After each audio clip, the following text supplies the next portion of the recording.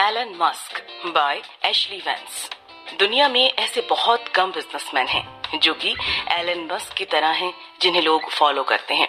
जिस क्षेत्र में एलन मस्क ने हाथ आजमाया उसमें उनको सफलता मिली, चाहे वो इलेक्ट्रिक कार हो या फिर स्पेस ट्रेवल। लेकिन ऐसा क्या है जो एलन मस्क को स्पेशल और दूसरों से अलग बनाता है? इन सबकों में हम उनके इंटरेस्ट और पैशन के बारे में जानेंगे और हम ये भी पढ़ेंगे कि आखिर वो कौन कौन सी चीजें हैं जिनको अपना कर एलन मस्क इतने सफल बने। हम उनके उस गोल के बारे में भी जानेंगे जिसके जरिए वो मानवता को बचाना चाहते थे। यही वो गोल था जिसकी वजह से उन्होंने सोलर पावर, इलेक्ट्रिक कार और स्पेस एक्स जैसी चीजों और कंपनियों का निर्माण किया। इसके अलावा आप जानेंगे आखिर क्यों एलन मस्क की 2 बार शादी हुई और साथ साथ 2 बार तलाक भी हुआ। एलन मस्क ने किस तरह से इलेक्ट्रिक कार को और सुंदर बनाया। एलन मस्क ने अपने मार्स मिशन की शुरुआत किस प्रकार की। पहला सबक, मानव जाति को बचाना ही एलन मस्क को आगे बढ़ने की प्रेरणा देता है। आधुनिकता के इस युग में टेक्नोलॉजी इंडस्ट्री में सफल होना कोई आसान काम नहीं है। हर साल न जाने कितने ही लोग इस इंडस्ट्री में कदम रखते हैं और हार मानकर निराश होकर इसको त्याग देते हैं। लेकिन अगर बात की जाए टेस्ला और सोलर सिटी के मालिक एलन मस्क की, तो वो टेक्नोलॉजी इंडस्ट्री के राजा हैं। कई बार अपनी यूनिक आइडिया की वजह से पूरी दुनिया को हैरान कर चुके हैं। आइए जानते हैं कि वो ऐसा करने में कैसे सक्षम हुए।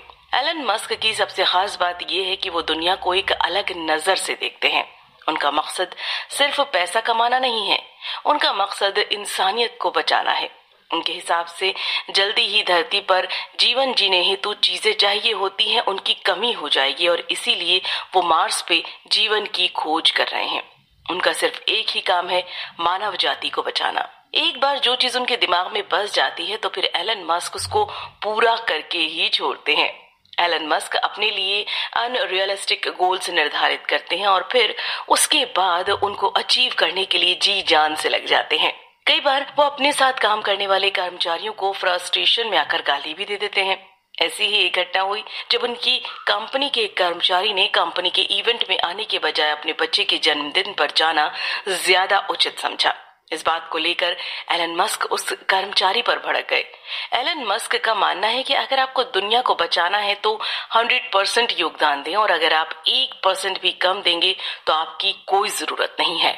आप एलन मस्क को पसंद करें या ना करें, लेकिन उनके साथ काम करने वाले लोग उनको और उनके स्वभाव को बहुत पसंद करते हैं, क्योंकि उन्हें पता है कि एलन मस्क जो करते हैं मानव जाति के कल्याण के लिए ही करते हैं। सोमवार सुबह से लेकर मंगलवार की रात तक एलन मस्क एंजेलिस में स्पेस एक्स में काम को संभालते हैं।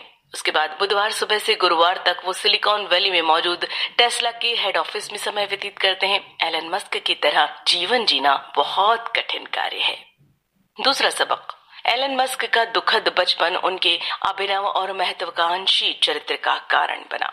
हम सभी को भगवान का शुक्रिया अदा करना चाहिए कि उसने हमारे बीच एलन मस्क जैसे विद्वान को भेजा जो कि इंसानियत को बचाने की कोशिश में तत्पर है। लेकिन क्या आप जानते हैं कि एलन मस्क के अंदर इंसानियत के प्रति ये धारणा कैसे पैदा हुई? आइए हम आपको इस बारे में बताते हैं। इसकी शुरुआत हुई थी साउथ अफ्रीका में। बचपन के दिनों में एलन मस्क और उनके पिता के रिश्ते बहुत अच्छे नहीं थे। इसके बावजूद जब उनके माता पिता का तलाक हुआ तो एलन मस्क ने अपने पिता के साथ रहना स्वीकार किया, क्योंकि उन्हें पता था कि अगर माँ के साथ वो भी अपने पिता का साथ छोड़ देंगे तो वो काफी अकेले पड़ जाएंगे।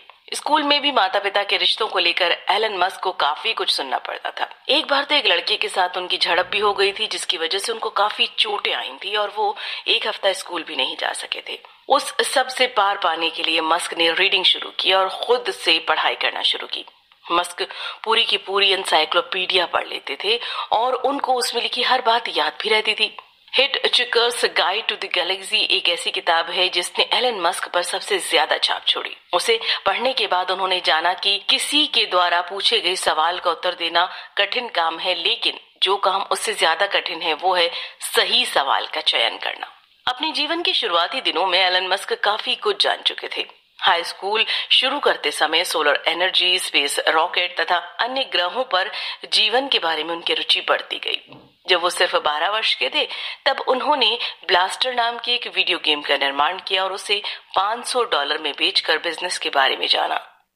तीसरा सबक, एलन मस्क का कॉन्फिडेंस और उनका डिटर्मिनेशन उनके कॉलेज के दिनों में और बढ़ गया। 1988 में मस्क ने ये निर्णय लिया कि वो साउथ अफ्रीका की आर्मी में काम नहीं करेंगे। उन्होंने सोचा था कि वो अमेरिका जाएंगे, लेकिन अपनी सोच के विपरीत उन्हें कनाडा जाना पड़ा। कनाडा में पहला साल उनके लिए काफी चुनौतीपूर्ण था, क्योंकि उनको नौकरी की तलाश में काफी भटकना पड़ा।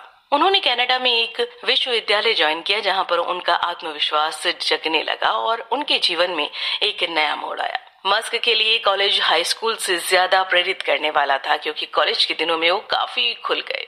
कॉलेज में होने वाली प्रतियोगिता में हिस्सा लेने के साथ साथ वहीं पर उनको वो लड़की मिली जिसने की पहली बार उनको आकर्षित किया। उस लड़की का नाम जस्टिन विल्सन था। ये लड़की आगे चलकर एलन मस्क की पहली पत्नी बनी। एलन मस्क और जस्टिन विल्सन की 6 संतानें हैं। विल्सन और मस्क का रिलेशनशिप काफी रोमांटिक था। हालांकि शुरुआत में विल्सन ने मस्क के प्रति कोई इंटरेस्ट नहीं दिखाया, पर पहली बार जब मस्क ने विल्सन को डेट के लिए पूछा तो उन्होंने साफ इनकार कर दिया था। एलन मस्क को विल्सन का ना पसंद नहीं आया। उसके बाद मस्क ने विल्सन के एक दोस्त की मदद से उसकी फेवरेट आइसक्रीम के बारे में पता किया और फिर एक दिन मस्क विल्सन की पसंदीदा चॉकलेट आइसक्रीम लेकर विल्सन के सामने चले गए। ये ट्रिक काम आई और विल्सन ने उसके बाद हाँ बोल दिया। 2 साल क्वींस यूनिवर्सिटी में बिताने के बाद Elon Musk University of Pennsylvania चले गए। वहां पर जाने के बाद उन्होंने अपने ज्ञान को और दृढ़ बनाने का निश्चय किया। एलन मस्क ने अपने जीवन में उन्हीं लोगों को अपना मित्र बनाया जो तन, मन और धन तीनों से उनकी मदद कर सके। एलन और एडियो रेसी जो आपस में अच्छे दोस्त थे, दोनों ने मिलकर अपनी 14 बेडरूम वाले घर में पार्टियों की मेजबानी की, जो उन्होंने किराए पर लिया था। उस पार्टी का एंट्री शुल्क $5 था। उनके द्वारा दी जाने वाली पार्टी इतनी फेमस हो गई थी कि एक ही रात की पार्टी से घर के किराए का पैसा वसूल हो जाता था। चौथा सबक, एलन मस्क को अपने स्टार्टअप ने उन्हें .com सिलिकॉन वैली मिलेनियर बनाया। कॉलेज से निकलने के बाद मस्क को बस अपनी सफलता नजर आ रही थी, इसीलिए उन्होंने अपने भाई के साथ मिलकर 1995 में ग्लोबल लिंक इंफॉर्मेशन नेटवर्क नाम की कंपनी शुरू की। बाद में इस कंपनी का नाम Zip2 रखा गया। इस कंपनी का मुख्य उद्देश्य सभी बिजनेस को ऑनलाइन आने में मदद करना था। कुछ छोटे बिजनेसमैन थे जिनको की समझ में आया कि उनका बिजनेस ऑनलाइन हो जाएगा तो उनकी काफी सहायता होगी। शुरुआत में तो एलन मस्क और उनके भाई के लिए नई कंपनी को चलाना काफी मुश्किल सफर लग रहा था। बहुत से लोगों ने उनके ऑफर को रिजेक्ट कर दिया था। उस समय कुछ लोगों ने तो यहाँ तक कह दिया था कि इंटरनेट का कोई फ्यूचर ही नहीं है। एलन मस्क का समय तब बदला जब वेंचर कैपिटल के मालिक मोहर डेविडो ने एलन मस्क की रणनीतियों से प्रभावित होकर उनके बिजनेस में इन्वेस्ट किया।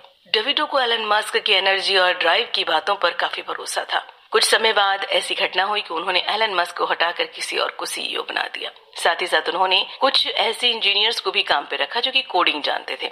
उन इंजीनियरों की मदद से उन्होंने लंबी और कठिन कोडिंग को बहुत छोटे और कम समय में करना शुरू कर दिया। एलन मस्क खुद भी कोडिंग जानते थे। जिम अम्बर्स जो कि इंजीनियरिंग डिपार्टमेंट के सीईओ थे, वो जानते थे कि अगर एलन मस्क कहते हैं कि ये काम 1 घंटे में होना चाहिए तो हो ना हो उस काम को करने में 1 से 2 दिन जरूर लगेंगे, और अगर मस्क कहते हैं कि कोई काम 1 दिन में करना है तो उस काम में कम से कम 1 हफ्ता लगता था। आखिरकार फरवरी 1999 में कॉम्पैक्ट कंप्यूटर ने बहुत बड़ी डील ऑफर की। इस डील के तहत कॉम्पैक्ट कंप्यूटर ने Zip2 कंपनी को 307 मिलियन कैश प्रदान किया। इतनी बड़ी डील के बावजूद एलन मस्क सिर्फ कॉम्पैक्ट कंप्यूटर तक सीमित नहीं रहे। उनकी इच्छा कुछ बड़ा करने की थी। वो चाहते थे कि वो एक सक्सेसफुल सीईओ बने। 5वां सबक, पेपॉल के साथ जूझते हुए एलन मस्क को काफी समस्याओं का सामना करना पड़ा। कॉम्पैक्ट कंप्यूटर के साथ हुई डील के बाद मस्क के पास बहुत पैसा आ गया था। उस पैसे से उन्होंने सबसे पहले मैकलॉरेन की स्पोर्ट्स कार खरीद ली। उन्होंने एक कांडो और एक छोटा पॉपलेन भी खरीदा। इन सब के बाद भी उनके पास काफी रकम बची हुई थी। बची हुई रकम को उन्होंने अपने नए बिजनेस X.com में लगाया। उन दिनों लोग ऑनलाइन किताबें खरीदने के लिए अनिच्छुक थे, क्योंकि बैंक खाता विवरण साझा करना पड़ता था, जो कि लोगों को ठीक नहीं लगता था। लेकिन बार्कलेज के साथ साझेदारी करके मस्क X.com को दुनिया के पहले ऑनलाइन बैंकों में से एक के रूप में स्थापित करने में सफल रहे, जिसमें FDIC बीमा और निवेशकों के लिए चुनने के लिए 3 म्यूचुअल फंडों का समर्थन किया। एलन मस्क के लिए सब कुछ व्यवस्थित ढंग से चल रहा था, लेकिन कुछ समय में उनके सामने नए कॉम्पिटिटर आ गए। मैक्स लेवचिन और पीटर थिल के कॉन्फिनिटी नामक कंपनी के लिए पेपॉल लॉन्च कर दिया। एक दूसरे को काफी कंपटीशन देने के बाद साल 2000 में मार्च के महीनों में दोनों ही कंपनियों ने आपस में मिलकर काम करने का निश्चय किया। इससे दोनों ही कंपनियों को फायदा था, क्योंकि कॉन्फिनिटी के पास बहुत अच्छा पेमेंट सिस्टम पेपॉल था और X.com के पास पैसा और बेहतर बैंकिंग की नीति थी।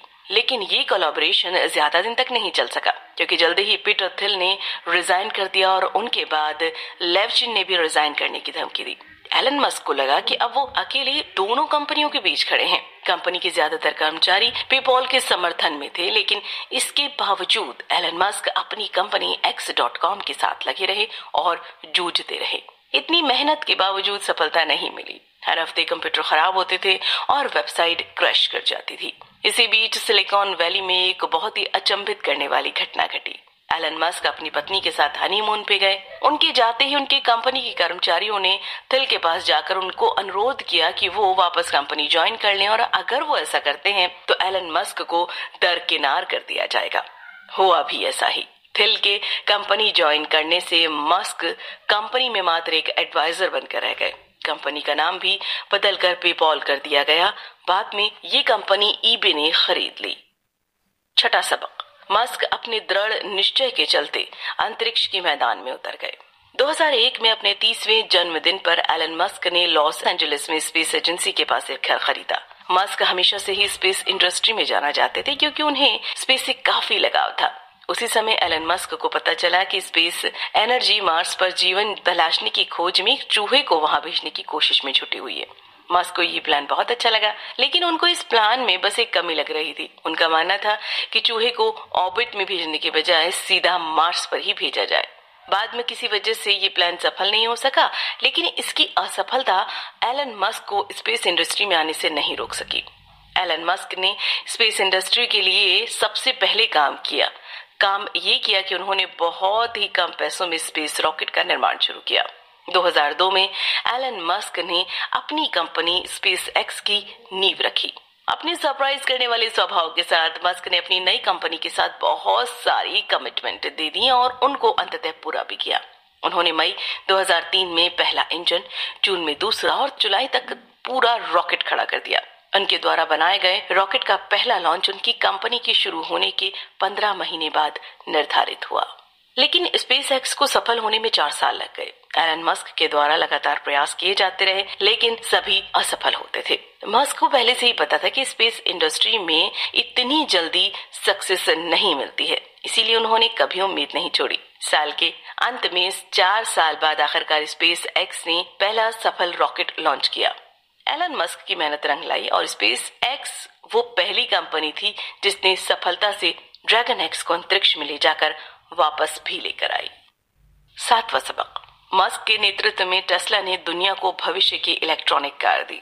इलेक्ट्रॉनिक कार के पास उतनी पहचान नहीं है जितनी ऑडी और फरारी जैसे ब्रांड की कार के पास मौजूद है, लेकिन अगर सोचा जाए तो इलेक्ट्रिक कार ही भविष्य है और इस भविष्य को सफल बनाने के लिए एलन मस्क दिलो दिमाग से लगे हुए हैं।